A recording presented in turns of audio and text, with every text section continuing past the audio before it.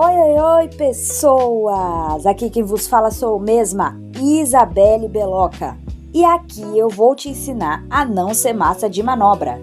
Mas calma, não é sobre virar a pessoa mais inteligente da sala, não. É só sobre começar a pensar um pouco mais e reagir um pouco menos. Agora deixa eu te avisar uma coisa importante. Se você caiu direto nesse episódio aqui, volta. Sério, volta. Porque esse podcast é tipo uma linha, não é aleatório. No primeiro episódio a gente falou sobre quantas opiniões suas realmente são suas. No segundo, entre repetir e pensar onde você está. E esse aqui é tipo a continuação disso tudo. Se você pula, você quebra o raciocínio. E aí você vai achar que não faz sentido. Mas não é que não faz. É porque você não viu o começo. Porque antes de entender como a gente se comporta, a gente precisava entender de onde vêm nossas opiniões. E agora, a gente vai entrar numa parte um pouco mais desconfortável. Porque não é mais sobre o que você pensa, é sobre como você se comporta com o que você pensa. Hoje, a gente vai falar sobre uma coisa que todo mundo tem, mas ninguém gosta de admitir. A famosa síndrome de protagonismo. E não, isso não é uma doença, nada do tipo. É só aquele impulso automático de querer ter razão, de transformar qualquer conversa em debate, de não saber ouvir até o final. E calma, isso aqui não é o exposit não. É só comportamento humano mesmo. Inclusive, eu tô nesse pacote também, viu? Infelizmente. Mas hoje, a ideia é simples. A gente vai rir disso, entender isso e talvez sair daqui um pouco menos reativo. Porque, sinceramente, se a gente consegue discutir com o Google Maps quando ele manda virar à esquerda, imagina com uma pessoa de verdade. Então, bora! Mas, Isabelle Beloca, o que é essa tal síndrome de protagonismo? Calma! Vamos começar do começo. Essa tal síndrome de protagonismo não é um termo clínico certinho, mas o comportamento é muito real. É basicamente aquele impulso automático de querer estar certo sempre. E isso não é frescura ou coisa da sua cabeça, tem estudo para isso. Um psicólogo chamado Leon Festinger, que criou a teoria da dissonância cognitiva, explicou que o ser humano sente um desconforto real quando encontra uma ideia que contradiz o que ele acredita. Tipo assim, quando alguém fala algo que você discorda, seu cérebro não fala, nossa, que interessante, vou refletir. Ele fala, perigo, perigo, se defende! E isso é tão sério que estudos mais recentes com neuroimagem mostram que quando nossas crenças são confrontadas, áreas do cérebro ligadas à ameaça são ativadas. Quase como se fosse um ataque físico.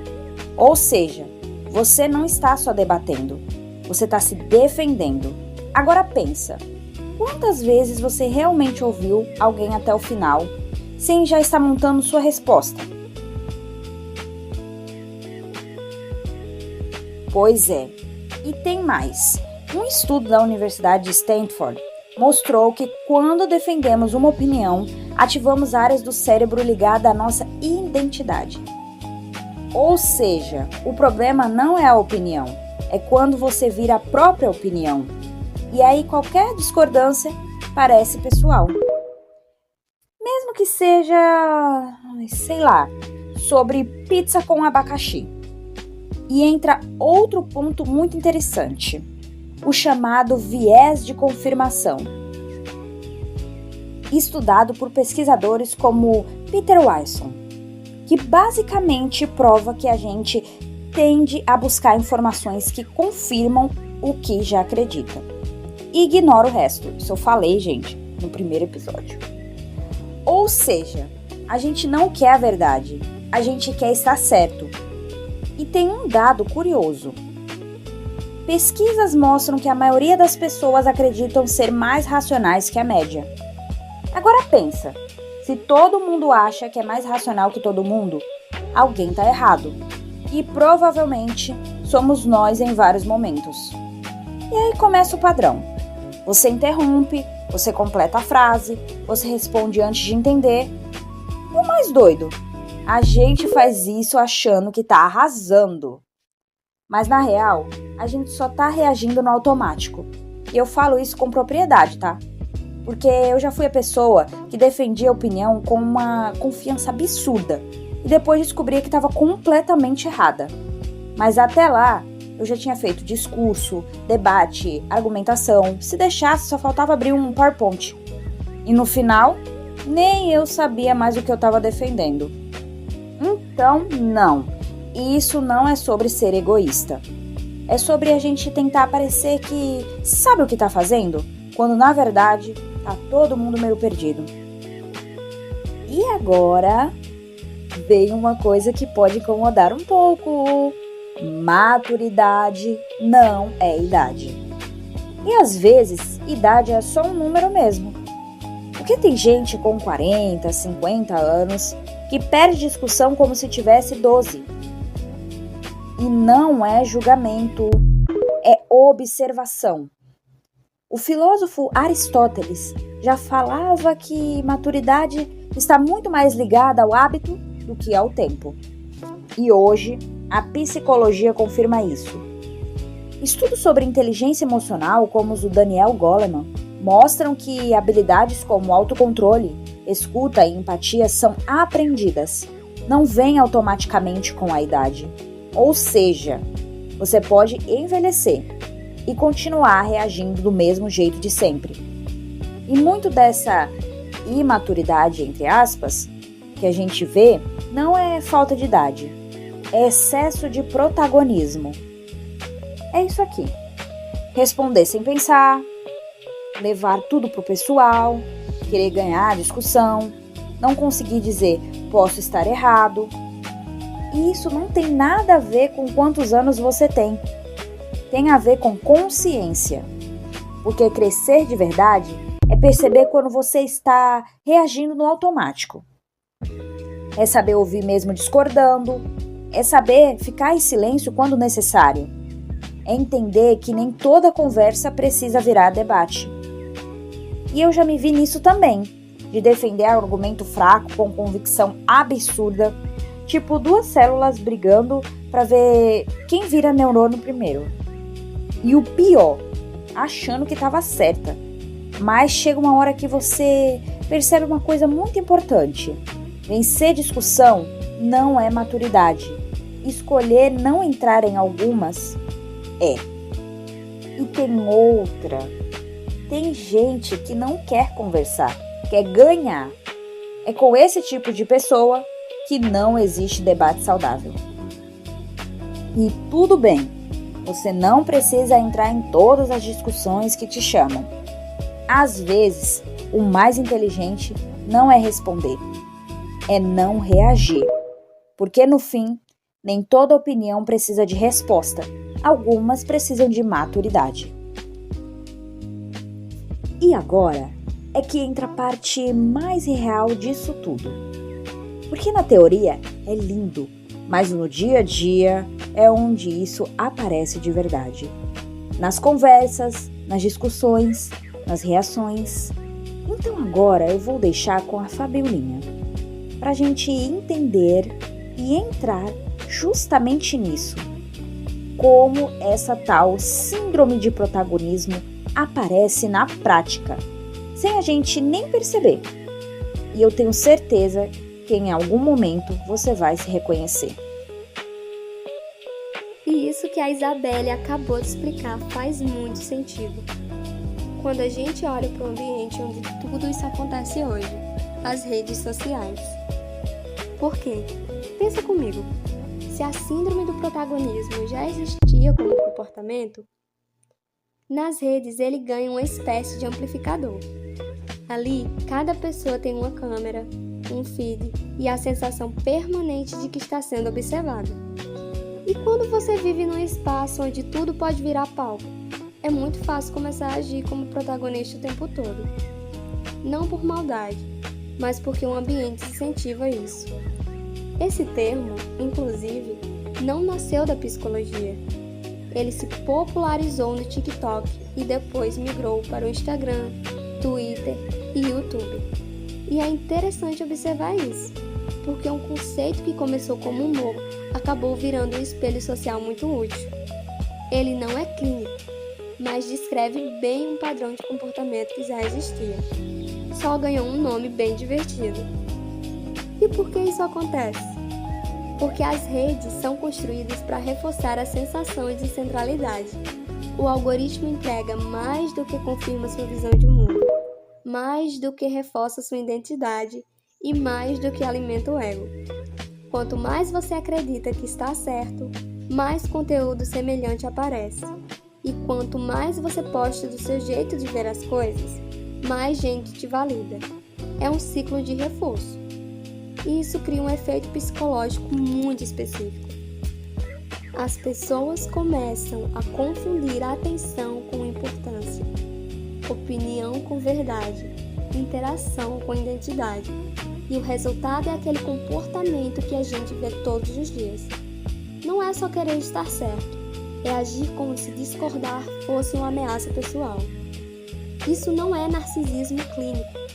Isso é social, é cultural, é estrutural.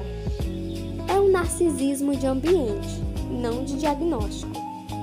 Porque diferente do transtorno narcisista de personalidade, o que é algo clínico, sério, profundo, o que a gente vê nas redes sociais é um padrão comportamental que surge porque o ambiente estimula comparação, performance e validação. Você pode nunca ter sido uma pessoa narcisista, mas se ficar tempo suficiente num lugar que te coloca no centro de tudo, é natural começar a reagir como um protagonista. E aí vem a pergunta: o que fazer quando você identifica alguém assim? Ou quando você percebe isso em você? O primeiro ponto é entender que não é sobre confrontar, é sobre desarmar. Se a pessoa está reagindo a partir de identidade, não de argumento, discutir não resolve. Pressionar só aumenta o ataque. Então o caminho é outro. Primeiro, não personalize. Se ela reage como protagonista, não significa que ela te desrespeita. Significa que ela se sente ameaçada internamente, mesmo que não perceba. Segundo, não tente ganhar a conversa. Tente entender a raiz. Muitas vezes é só alguém preso no próprio ciclo de validação, tentando manter a coerência interna. Terceiro, não responda no mesmo tom. Se você sobe o nível, ela sobe também, e ambos perdem. Agora, quando o comportamento acontece com você, quando você percebe que está reagindo para ter razão, aí é o momento de praticar o que a ciência já mostrou: desacelerar. Porque o cérebro reage como ameaça, mas você não precisa seguir esse impulso. Respirar antes de responder, ouvir até o fim, deixar a outra pessoa completar a frase, tudo isso dá tempo para o cérebro sair do modo defensivo. E aqui entra um ponto social importantíssimo. Nem todo mundo está pronto para o debate. Nem todo mundo quer debater. Nem toda opinião precisa de resposta. E isso é maturidade, não desistência. As redes sociais ensinaram a gente que tudo precisa de réplica, tréplica, posicionamento, justificativa, mas na vida real, maturidade é saber deixar o assunto onde ele está. É não transformar cada conversa numa disputa.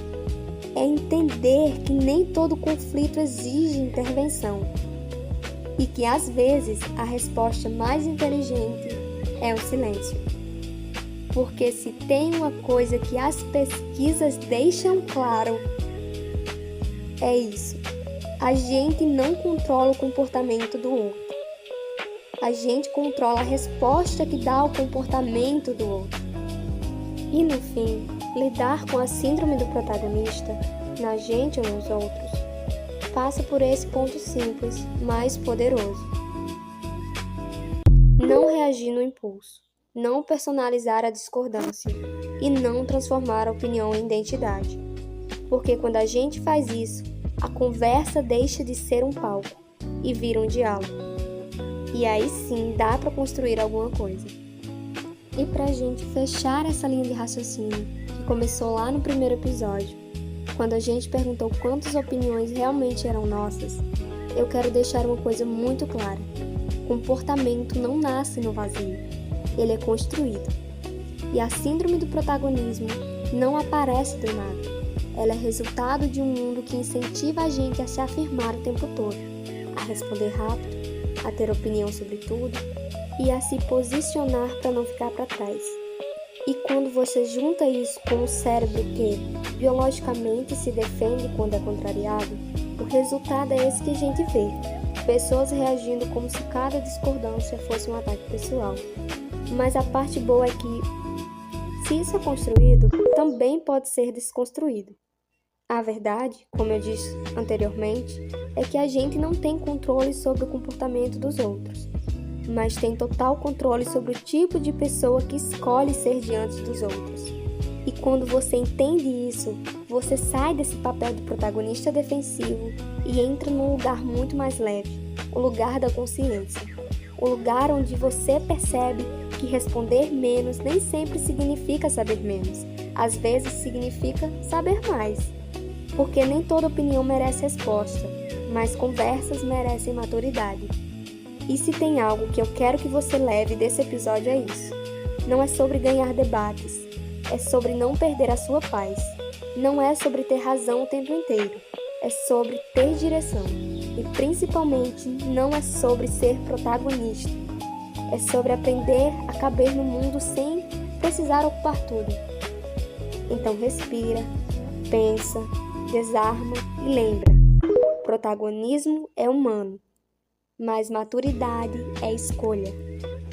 E no fim das contas, escolher a própria paz é o único protagonismo que realmente importa.